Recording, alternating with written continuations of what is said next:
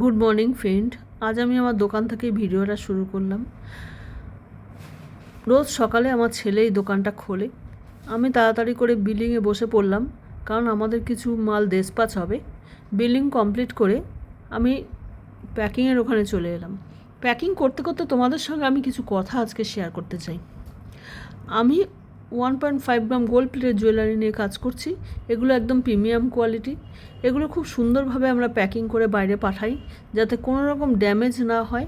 Original শাখা আজকে যাচ্ছে, এছাড়াও সুন্দর কানের রিংও আজকে যাচ্ছে। এগুলো অর্ডার হয়েছে বর্ধমান থেকে। এই কাস্টমার আমাদের প্রায়শই নিয়ে থাকে। এরপরে আরও একটা সীতাহার এবং আরও কিছু প্যাকিং আমি করে নিচ্ছি তাড়াতাড়ি, তাহলে আজকের মধ্যেই এগুলো আমি ডিসপ্যাচ করে দিতে পারবো। তোমাদেরকেও কিছু কথা আমি বলতে চাই। আমাদের এইটা বিজনেসটা সম্পূর্ণ শখে আমি বানিয়েছি। আমি একটা চাকরি করি, এই যে আমার ছেলে, ও MBA পড়ছে, তার সাথে সাথে ও কম্পিউটার কাজটাও করে, বিলিং ঠিলিংগুলো করে। আর আমার শ্বশুর মশাই প্রায় 90-এর দোরগোড়ায় বয়স, ওনাকে ভালো রাখার জন্যও ওই দোকানটা আমি খুলেছি। কারণ আরও 5জন লোক দোকানে আসলে উনি কথা বলতে পারেন, ওনার ভালো লাগে। একাকিত্বে না হলে এই বয়সে মানুষ খুবই অসুস্থ হয়ে পড়ে। আমিও খুব একটা টাইম দিতে পারি না, যেহেতু আমি অলরেডি একটা জব করি।